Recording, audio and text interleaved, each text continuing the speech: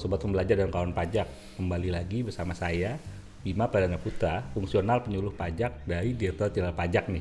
Kali ini kita akan kembali berdiskusi bersama ataupun talkshow lah ya, kita ini bahasa kerennya, mengenai isu perpajakan terkini. Masih mengenai natural dan kenikmatan nih. Masih juga bersama narasumber kita yang sangat luar biasa, Widya Iswara dari Veritikal Pajak nih, Pak Yosep Purnomo.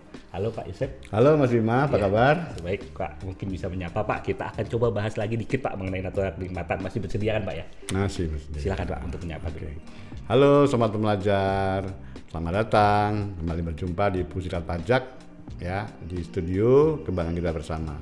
Mudah-mudahan hari ini kita akan diberi selalu kesehatan dan kelancaran untuk memahami materi. Nah, sayangnya masih banyak nih Pak Yosep yang bertanya nih Sobat Pembelajar. Salah satunya adalah terkait dengan fasilitas kesehatan Pak Yosep. Oke. Nah, fasilitas kesehatan itu kan kalau kita lihat sebenarnya di kalangan usaha sangat-sangat banyak ya Pak bentuknya Pak ya.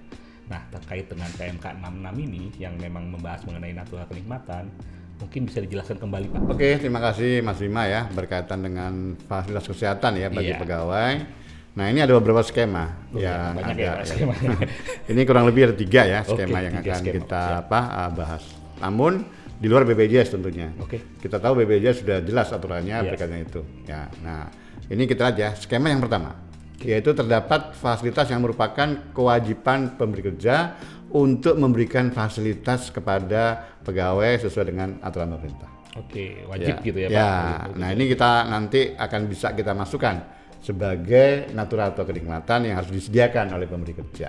Oke, yang harus disediakan oleh pemberi kerja memang harus. Di pasal 4 ayat 3 huruf D angka 3 disebutkan bahwa ini merupakan dikecualikan dari objek bagi penerimanya. Oh, baik.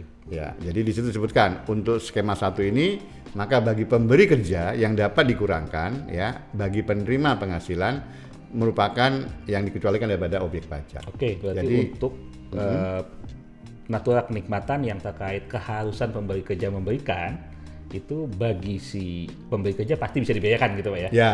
Bagi penerimanya bukan dikecualikan dari objek pajak. Karena tadi sudah diatur di pasal 4 ayat 3 Undang-Undang BPH atau Undang-Undang BP. Skema yang lain gimana? Nah, skema yang kedua, terdapat fasilitas kesehatan yang diberikan dengan sistem reimbursement. Reimbursement, oke. Ya, reimbursement ini pengganti ya. Artinya saat pegawai sakit dia bayar ke rumah sakit lalu minta penggantian kepada si pemberi kerja. Nah, ini kalau dilihat dari sisi ketentuan khususnya di PMK 66 ya, nanti ini adalah dinyatakan dari lampiran itu pengecualiannya. Artinya di situ disebutkan bahwa atas apa yang diterima oleh si pegawai maka jelas itu merupakan objek atas reimbursement tadi. Oh, karena reimbursement tuh diberikannya uang gitu Pak ya. Dia bukan natural kenikmatan tuh berarti uang soalnya gitu ya, bukan barang ataupun. Sementara bayar pemberi kerja jelas ya boleh sebagai biaya gitu. Oke, siap. Oke, skema yang ketiga adalah mengenai fasilitas kesehatan yang diberikan mungkin kita sering dengar ya bahwa perusahaan itu memberikan semacam polis asuransi. Nah, polis ini berasal dari perusahaan asuransi pihak ketiga. Nah, ini gimana ketentuannya? Disebutkan di sini yang harus kita adalah berkaitan dengan lampiran di PMK 66 ya. Bagaimana untuk menjadi dikecualikan. Ya. Nah, di sini disebutkan dalam rangka penanganan satu kecelakaan kerja, yang kedua penyakit akibat pekerjaan ya, mungkin karena polusi atau yang lain sehingga dia sakit gitu ya karena itu.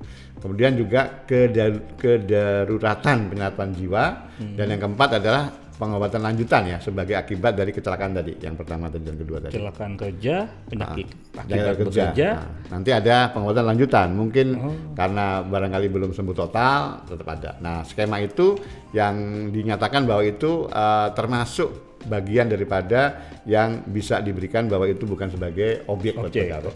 Tapi harus ada nih ketentuan yang menguatkan. Itu di Perpres 7 ya tahun 2019. Dan sebagai legitimasinya bahwa hal yang berkaitan dengan itu dibuktikan harus ada surat dokter. Oke, jadi dokter yang menentukan ini tuh sakit akibat kerja kah? Itu dia. Ataupun kedaruratan jiwa kah dan lain sebagainya dari situ ya Pak ya, dari dokter ya. Oke. Jadi skema 3 ini gimana Pak? Ya, jadi konklusinya nanti tadi yang saya sebut ya bahwa itu nanti bahwa si pegawai akan menerima penghasilan ya, nanti akan disebutkan bahwa itu dikecualikan dari sebagai objek. Tapi buat siapa? buat si pekerja boleh sebagai biaya. Begitu. Biaya. Selama dia 3M gitu ya Pak. Ya. Oke, siap. Terkait dengan fasilitas kendaraan Pak. Ya. Nah, fasilitas kendaraan ini kan diberikan oleh pemberi kerja kepada pegawai Pak. Apakah itu jadi objek pajak Pak bagi si penerimanya atau seperti apa Pak di PMK 66 ini? Oke.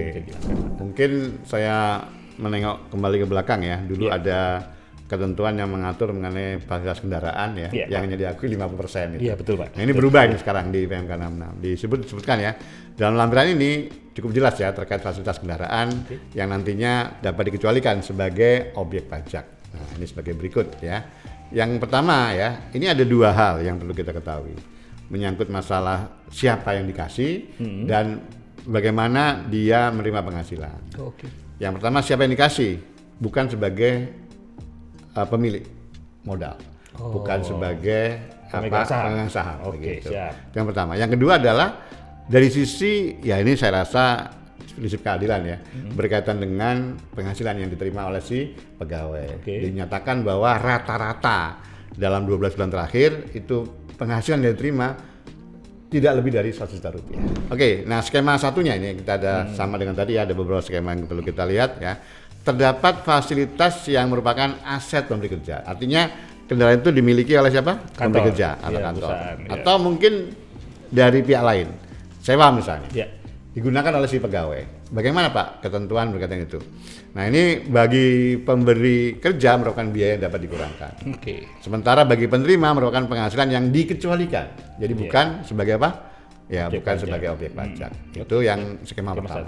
Skema kedua. Nah, di sini nanti ada pihak lain ya, terdapat kendaraan yang merupakan aset pemberi kerja pihak ketiga ya, sewa misalnya, yang digunakan oleh pegawai, kemudian diberikan kepada pegawai yang bersangkutan. Nah, kendaraannya diberikan gitu ya? Diberikan. Nah, misalnya ini diberikan karena imbalan kinerjanya, begitu. Nah, pada prinsipnya atas pengalian hak dari pemberi kerja ke pegawai, maka nanti tidak lagi dikategorikan sebagai fasilitas.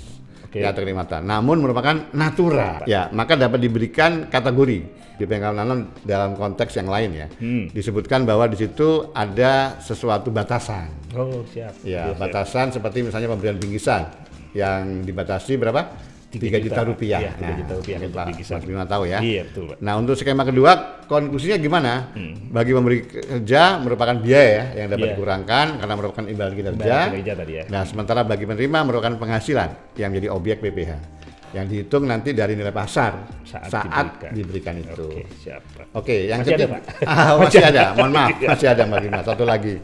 Terdapat kendaraan yang dibeli langsung. Jadi si pemberi kerja beli langsung dari siapa? Dealer gitu misalnya, ada dari pihak ketiga.